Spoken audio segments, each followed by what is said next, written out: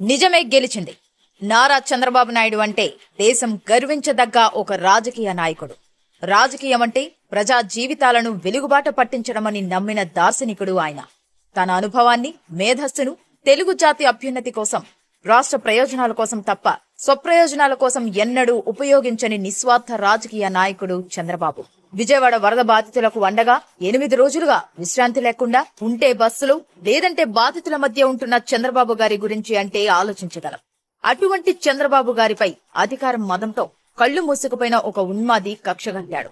తన అధికారాన్ని దుర్వినియోగం చేస్తూ చంద్రబాబు గారిపై స్కిల్ డెవలప్మెంట్ స్కామ్ అంటూ అక్రమ కేసు పెట్టి 2023 సెప్టెంబర్ 9న నంద్యాలలో అరెస్టు చేసి 73 ఏళ్ల వయసున్న ఆయన్ను కోర్టులో హాజరుపరచకుండా విచారణ పేరుతో రాత్రంతా సిఐడి ఆఫీసులో కూర్చోబెట్టి నిద్ర లేకుండా చేశారు. ఆ తర్వాత 53 రోజుల పాటు జైల్లో నిర్బంధించారు. తన అరాచకాలను, అధికారం ముసుగులో ప్రజలకు చేస్తున్న ద్రోహాన్ని ప్రశ్నించినందుకు చంద్రబాబు గారిపై జగన్ అనే ఒక నేరగాడు తెచ్చుకున్న కక్ష ఇది. చంద్రబాబు గారి అరెస్టుతో దేశంలోని కొన్ని కోట్ల హృదయాలు బరువెక్కాయి. కుల, మత, ప్రాంత, వర్గభేదం లేకుండా తెలుగు జాతి ఆ అరెస్టును నిరసిస్తూ ఆందోళనకు దిగింది. తెలుగు రాష్ట్రాలలోనే కాదు, ప్రపంచ వ్యాప్తంగా 70 దేశాల్లో ప్రజలు రోడ్డెక్కి నిరసన తెలిపారు. జగన్ పతనానికి బీజం పడిందని ఆ రోజే ప్రజాస్వామ్యవాదులంతా జోస్యం చెప్పారు. ఏ రోజు కూడా చంద్రబాబు గారి రాజకీయ జీవితం గురించి కానీ, రాజకీయాల గురించి కానీ ఒక్క మాట కూడా మాట్లాడని నారా భువనేశ్వరి గారు భర్త ఆరోగ్యం గురించి, ఆయన ప్రాణాల గురించి కలవరపడ్డారు.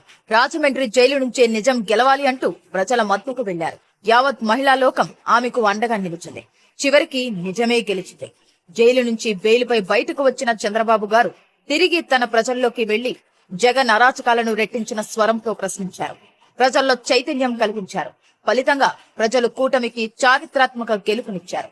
జగన్మోహన్ రెడ్డికి రాజకీయంగా సమాధి కట్టారు, నిజాన్ని గెలిపించారు.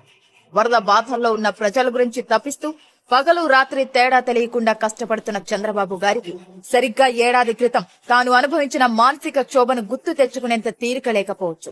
ఒక ఋషిలా తన ప్రజాసేవలో నిమగ్నమై ఉండిపోవచ్చు. కానీ తెలుగు ప్రజలు ఈ రోజును అంత తేలిగ్గా మర్చిపోలేరు. ఎందుకంటే పట్టుదలగా నిజాన్ని గెలిపించింది వాళ్లే.